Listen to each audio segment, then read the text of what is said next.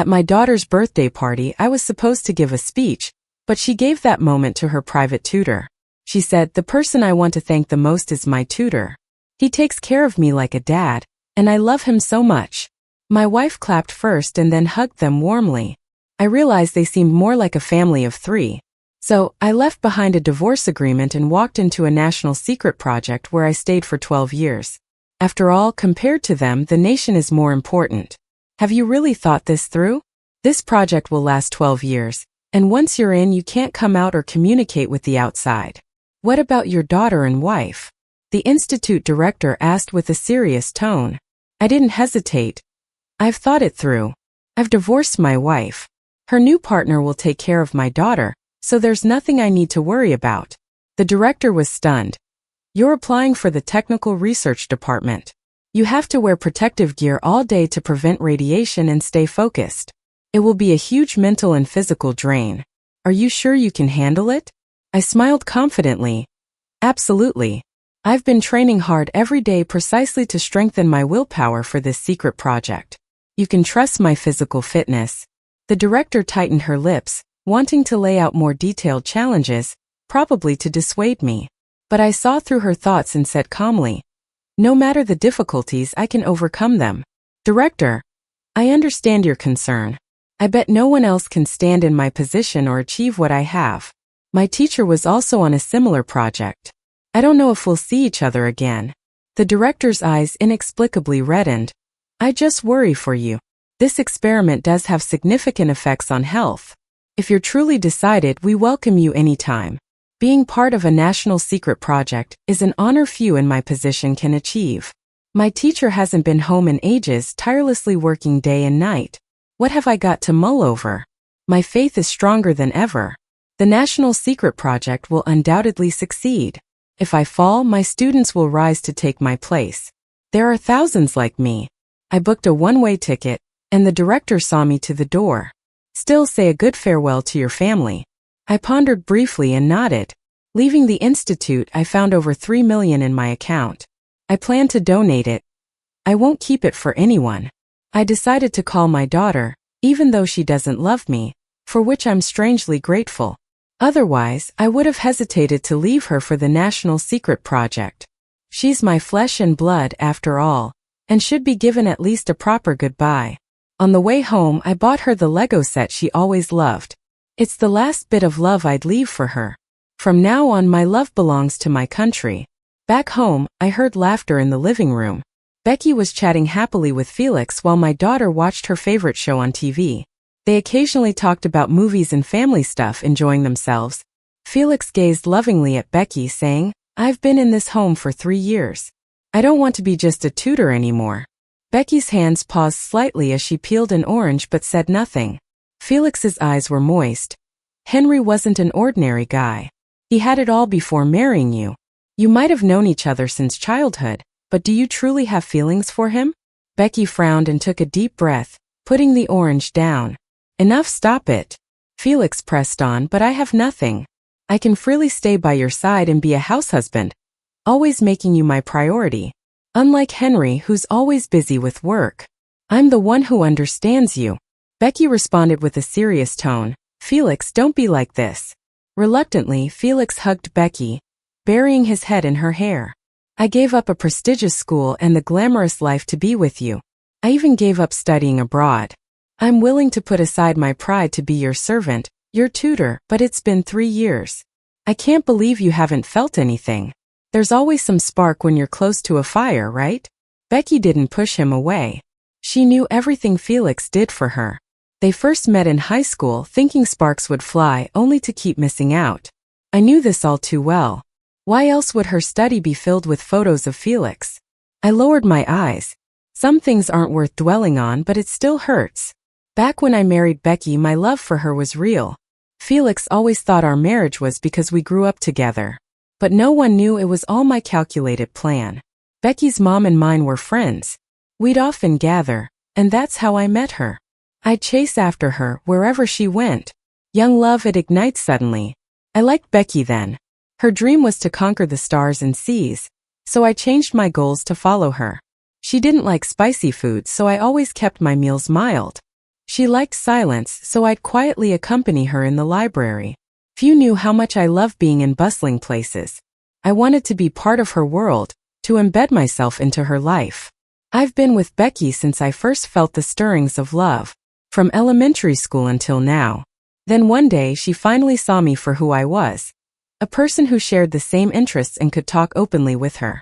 So when her parents started pushing for marriage, she came to me wanting to build a life together. She said, "We have the same personality and interests. If you're willing, I want to marry you."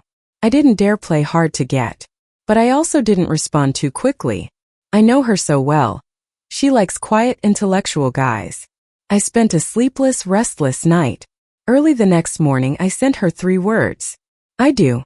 But no matter how hard I tried, I could never measure up to Felix, who left a mark on her heart. Felix entered our lives when Becky was raising our child. At first, I didn't know what was going on between them. I only knew they were high school classmates. It seemed like they were just good friends who could have a conversation. Plus, Felix is the outgoing and cheerful type. I didn't think Becky would fall for him. I was naive about women. Becky's feelings for Felix were unconditional. No matter what he was like, she'd still like him. His diary, which he left around the house, was filled with stories of him and Becky. Even though I had always been close to her, we weren't in the same grade. Becky, someone so quiet and reserved, would argue for Felix. She even delved into the things he liked. Compared to my regular life, their youth glowed brilliantly, almost painfully, causing me countless sleepless nights, feeling like a clown. In the living room, the TV blared with cheers. Felix's tears stained Becky's white dress. They also seeped into her heart. She hugged him back tightly, a look of deep love in her eyes that I had never seen before. It seemed like they were a perfect match. "Daddy, you're home?" My daughter looked back to see me, pulling them out of their embrace. Felix quickly stepped back, awkwardly wiping his tears. Becky stood, instinctively adjusting her clothes. "Henry, don't misunderstand, I was just..." "It's fine." I cut Felix off before he could finish. He paused, disbelief flickering in his eyes. I said quietly, "Sorry, I forgot to tell you I was coming home early." He was momentarily dazed, muttering, No problem." Yet Becky stood there, her silhouette conveying unhappiness. I had interrupted their moment of warmth. "But just hold on. It's the last day. You'll be free." "Becky." I looked at my daughter, hoping for a hug. She avoided my reach and stepped back. "Someone said I'm a big kid now. I don't want a hug anymore," she said seriously, before giving me a disgruntled look and retreating to the couch to play on her phone. I took a deep breath, feeling something heavy in my chest. I approached her slowly, setting down the Lego set I had bought. "Baby, want to play with Dad for a bit? You've been wanting this, right?" She looked up briefly. A single glance was all it took before she looked down again. "I don't want it." I said, "I'm grown up. Can't you see I'm studying? I want to be like Mom and reach for the stars." Hearing that hurt. This was my precious daughter. But now she treated me like an outsider. I held back tears. "Play with Dad for a little while, okay?" I just wanted a sliver of her attention. Around her I always felt small. She frowned and tossed her phone at me with force. I said, "I don't want to. I don't like you. Can't you stop bothering me?" It was like a knife to my heart, leaving me seeing stars. "Henry, if she doesn't want to play, let it go. Even parents shouldn't force their kids." Felix picked up her phone. As soon as Lily saw Felix, she calmed down. She even snatched the toy from me to show Felix. "Teacher, play with me. I like playing with you." I watched silently. Felix gave me an apologetic look. "Sorry, Henry, Lily just prefers playing with me. I guess in her eyes she considers me her dad." His mocking words stung. I took a deep breath. "You two go play. I'll make dinner." "It's okay, soon I'll be gone, nothing holding me back." Felix looked surprised that I accepted it so easily, paused briefly, but then happily took my daughter to play. Becky followed me into the kitchen. "Your mom's in the hospital. Go see her after dinner," I said, looking at her. "Isn't my mom your mom too?" My tone was a bit off, yes, maybe a bit resentful. "What?" She seemed taken aback, not expecting me to speak like that. "Nothing, I'll go soon." Honestly, I wanted to ask what I meant after all these years. But I didn't have the courage. I wasn't ready to hear the answer I feared. My phone rang, Becky's mom on the caller ID. "Henry, are you really divorcing Becky?" After all these years, can't you try to work it out? Her tone was urgent, as if genuinely concerned about our marriage. Don't worry about it, Mom. I'm not taking Lily away. Even if we divorce, I'll leave with nothing. I won't take Becky's money or any of the assets. Becky's mom paused. Henry, that's not what I meant. I just think you two shouldn't divorce over a little spat. Becky was being foolish, but she's not involved with that man. Just bear with it and it'll pass. Mom, I know you don't want me to divorce Becky because of the house. You're afraid she won't have a place to live, afraid that I'll take back the house. I cut off Becky's mom mid-sentence. The problems between us didn't just start overnight. You don't have to say more. I hung up the phone right away. At first, I thought Becky's mom liked me for who I am, not just because she's friends with my mom and agreed to let me marry Becky. But later on, I realized they were just interested in what my family has. I walked into Lily's room and saw Lily and Felix playing happily. Lily noticed me and pouted. Of course, it's more fun to play with Felix. I just don't like hanging out with Dad. I chuckled. It's okay, who Lily hangs out with doesn't concern me anymore. If she likes Felix so much, she can be with him. Lily will grow up to be a sensible kid. Even without me, her life will only get better. Because Felix will take good care of her. Lunchtime. The table was full of dishes that Lily and Felix love. The seafood, which I'm allergic to, seemed to mock me, showing me as a fool all these years. I'll get the soup, Becky said with a smile. You all start eating. Felix immediately went to the kitchen to help. Lily grabbed a shrimp and followed. Felix, eat this. Mom bought it especially for you because she knows you love it. It's super fresh. I just sat at the table, watching them enjoy their meal, feeling like an outsider in this happy atmosphere. They are like a real family of three. I felt like a guest from afar. Felix offered me a crab. Henry, try this.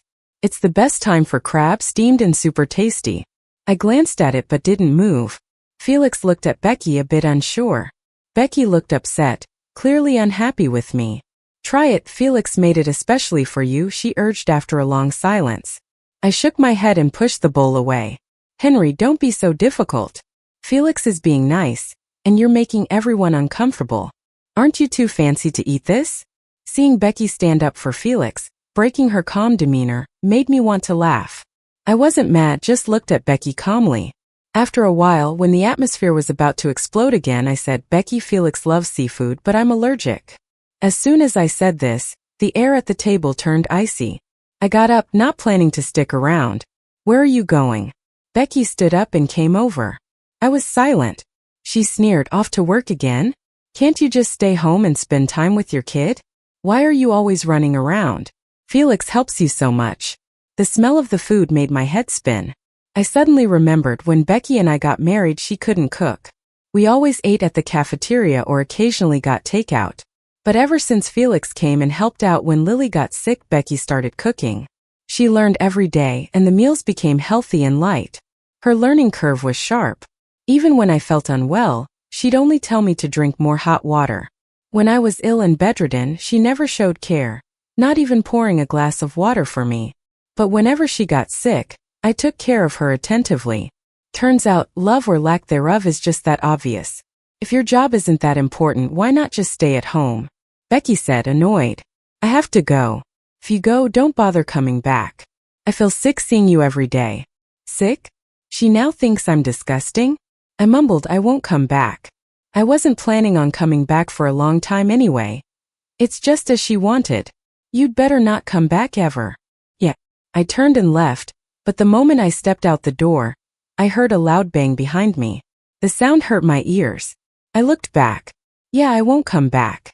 Becky said my mom was sick, so I went to check. Thankfully, it was just a minor cold. She was hospitalized because she had fallen. I let out a sigh of relief.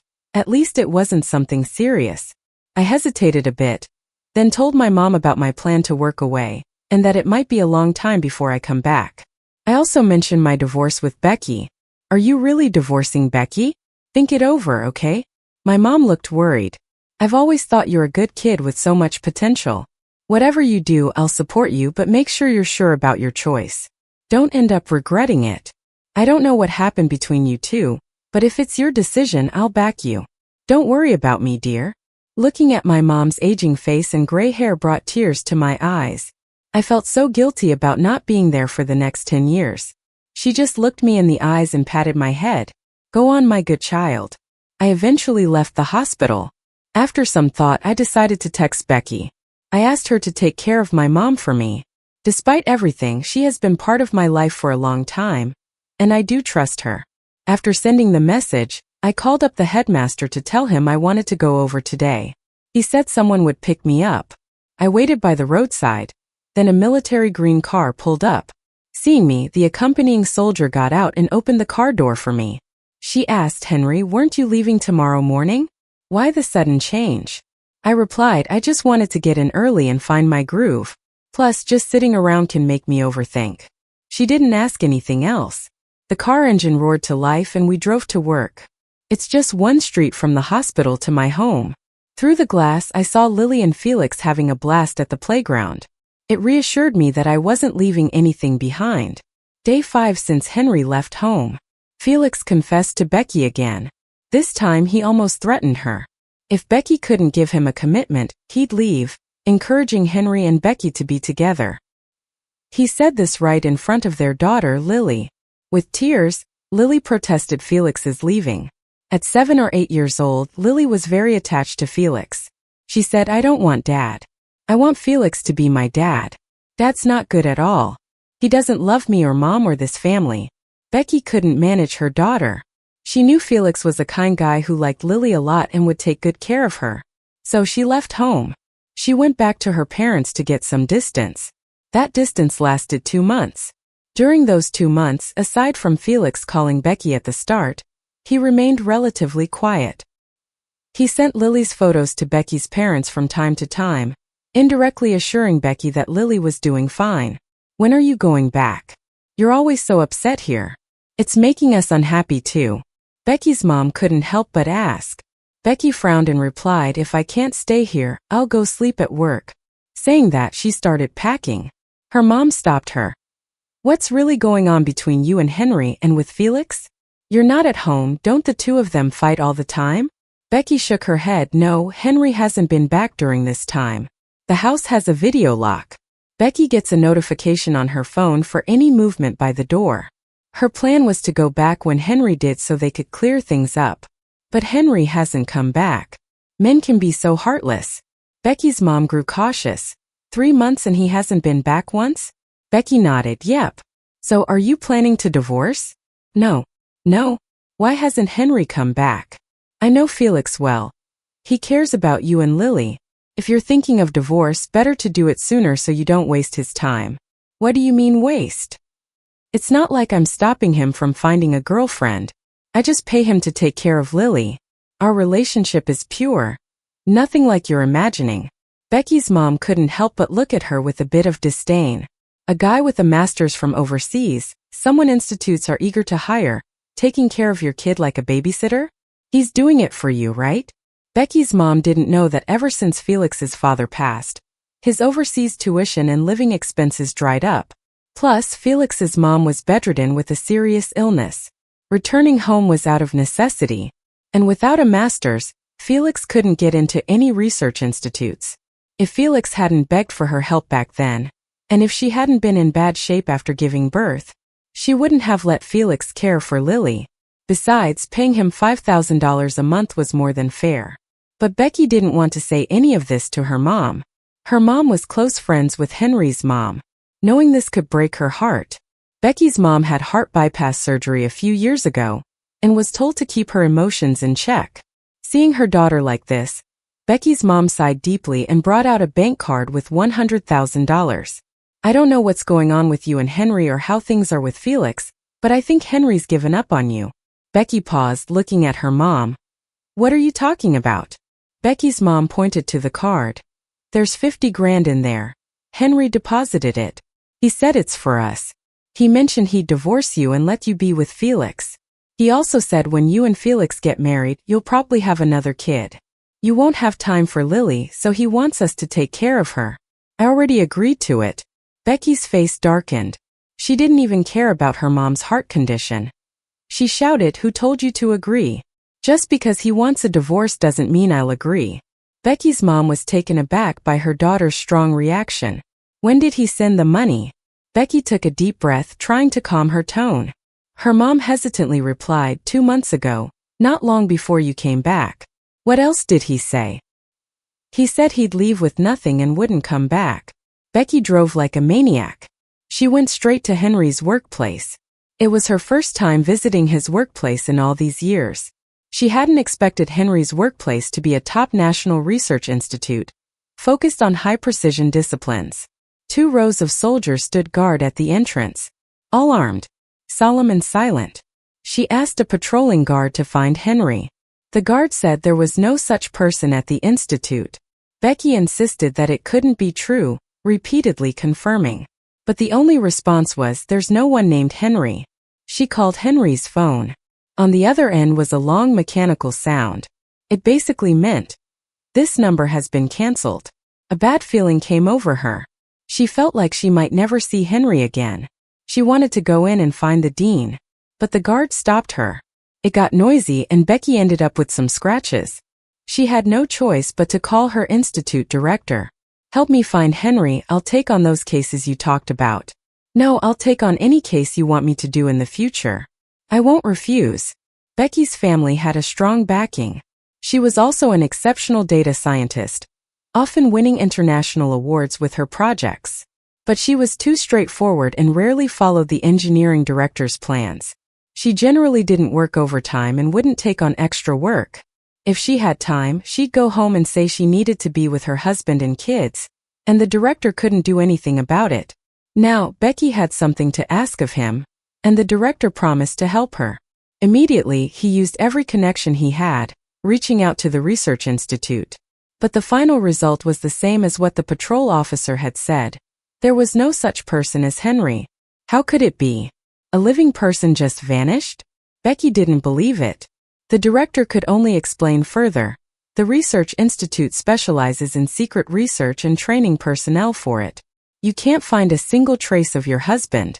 Don't you get it? That's beyond our capabilities. Becky stood frozen. The director couldn't help but jab again. You always said you wouldn't work overtime to be with your husband and kids. Didn't he tell you where he was going? Becky didn't answer, feeling empty inside. The director, seeing her desolation, tried to comfort her. Maybe it's classified so he couldn't tell you. Don't be upset. Those words didn't make her feel any better. After a while, Becky remembered the messages Henry had sent her. Late into the night, she ran to Henry's house. Mom, can you just tell me where Henry is? I know he must have told you something. Becky was panting, pressing her foot against the door. I could ask you where you've taken my son. He hasn't been home for so long. The last time he saw me was 2 months ago, and then he said nothing. Mom, I know we misunderstood each other, but I won't divorce him.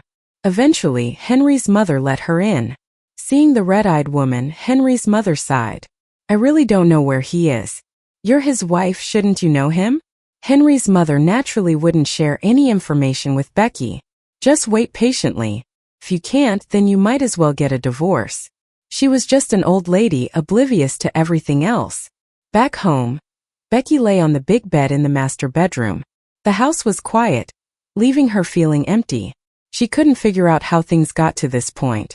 Felix had stayed because she felt soft-hearted back then, but Henry agreed to it. Eventually, they fought over Felix repeatedly, mentally and physically drained. When did they stop fighting? Becky thought hard and remembered it was the time Felix got sick. She and Felix had known each other since high school, so she couldn't ignore him. But Henry misunderstood even more after that. Afterward, he rarely came home. If he did, he played with their daughter, not saying a word to her. She felt angry and unfairly treated. He was the one who pursued her relentlessly, catching her attention and making her fall for him. And now, after such a short marriage, he could act so indifferent. It was as if he saw her as a stranger, no worse than a stranger. When he was around Felix, he could still smile. But with her, his wife, he couldn't even lift his eyelids. She refused promotions, dedicated herself to the family, and thought of ways to make meals, waiting eagerly for him to come home. But his heart was unyielding and he didn't care. Meals got cold and reheated countless times. The other side of the bed was often empty. The last time she made seafood was just to annoy him for not coming home often. Not only did she make seafood, but she also made soup. But the man didn't even look at it, let alone eat it. He stood up and went back to work. Was his heart made of iron? Had he finally decided to leave her now? Becky clenched her fists, full of resentment. Getting up, she saw the divorce papers on the bedside table. His signature was there, clear and unmistakable. Henry had a neat and elegant handwriting that was hard to forge. Her fingers traced over it, feeling like her heart was pierced with countless needles. 15 years later, I walked out of the enclosed laboratory. To greet me were the director, former colleagues, and my students. Everyone's eyes were filled with tears, from emotion and excitement. After researching for 40 to 50 years and failing millions of experiments, I finally succeeded. This would lead our nation to surpass developed countries, raising our international standing and influence. Those dirty, foul, low-quality labels that hung over us, today we would cast them off completely. There were endless flowers and applause. I stood at the center taking reporters' interviews, being observed by leaders, cheered by thousands. Spotlight shone on me. I smiled at everyone. In these 15 years I took quite a few hits. There was no unscarred skin left on me. Wrinkles around my eyes deepened. After a radiation leakage I nearly died, leaving a permanent ugly scar on my face. Even standing here my heart raced with anxiety, because I cared about my appearance. The joy from the successful experiment kept me enduring the pain to celebrate with everyone here. Henry, you are. In the crowd I saw my former student.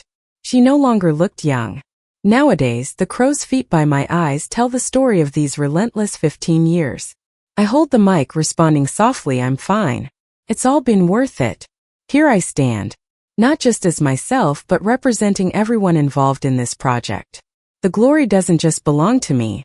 It's theirs too. I wish I could shout out their names, even if my voice is shot and every word takes all I've got. But I want the world to know they exist. My raspy voice isn't pleasing, but it's moving. With every name I call, the crowd erupts in applause. Until I've called every name, I'm spent, starting to sway. Everyone's chanting my name, Henry. Suddenly, I fall into a warm embrace. I look up, it's Becky. 15 years since we last met. She looks just as dashing as ever. I gently push her away. This isn't right. Let someone else help me. Her eyes glisten. Why not? I'm your wife. It's my place.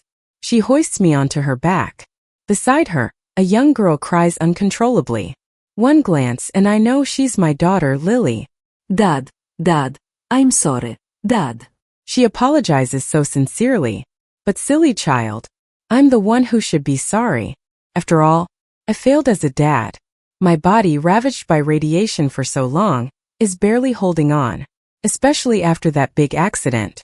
Becky never signed the divorce papers and I never asked her why. I simply didn't have the energy. While I was in the hospital, many came to see me. My biggest regret? Not balancing family well. Don't worry, Mom's okay, but she doesn't know you're back yet. Becky sits by my hospital bed, peeling an apple. I don't want to tell her. I'm scared she'd be too upset upon seeing me. The room falls silent. Back in the day, Felix and I had nothing, just classmates helping each other out. I wanted to marry you because I truly loved you. Wanted to build a family, nothing more. What went down with Felix isn't as wild as his diaries made it seem. It's clear Becky knows everything from back then. Henry, I'm not good with words. Everything stays in here, she taps her chest. I blamed you for not balancing family, for leaving me alone. Handling Lily alone was tough. I worried too. Have I missed my chance with you? Is it too late to say all this? Becky looks guilty, a look I hadn't seen before. She's changed since then, more open about her feelings. But she's saying all this now and it's just too late. I was completely disappointed in her when I left, decided I wouldn't connect again. But since we're talking, might as well go on. Do you and Lily think I left because of disappointment? Becky sniffs and nods. Yeah, that's not it. I joined the project unrelated to anyone. Really. I wanted to do something for the country. Love only tied me down. So I'm grateful for Felix. He helped during tough times. Lies aside. Becky's likely crying. Continue. He liked you. You liked him once. It works. Why drag this along with me? What about us? She presses. I loved you back then. But gradually no more. Before the lab work, I stopped loving you. I'm ambitious, you know. I don't let go unless I don't want it anymore. You still won't forgive me. I chuckle weary, Becky, don't you get it? It's not about forgiving, I just don't love you anymore. But if those things hadn't happened, you wouldn't have joined. No, I would've. Why? If we were good, Lily behaved, you'd stay? Because the country needed me more. With that, I felt all energy drain. My eyelids felt heavy. I closed my eyes in a daze. I hear a machine beeping next to me while nurses and doctors rush in. Somehow Becky managed to keep me going for another year in this messed up body. Honestly, I never thought Becky would keep my life hanging by a thread for so long. For some reason, she signed the divorce papers, saying it was to respect my wishes. But she still sneaks in every day to take a look at me. She never asked for much, just to come and say a couple of words to me daily. I agreed. But neither she nor Lily visited much. Doctors said I needed to rest. I told her not to listen to them. I knew I didn't have much time left, so they might as well spend more time with me. I'm a southern guy who's always wanted to see snow. Being sick, watching the snow fall outside my hospital window up here in the north isn't so bad. I looked forward to winter, but the tail end of fall got me first. I didn't make it to winter. Looks like I won't see snow this year either. Henry has passed away. In both real life and online, everyone mourns him. His former lover wrote a long post about him, quit her job and plans to travel with his ashes. She said Henry never traveled far, and his only wish was to see snow in the northern winter. Now she's fulfilling that wish. Henry, no need to wait for winter. Your endless summer lives on. The end.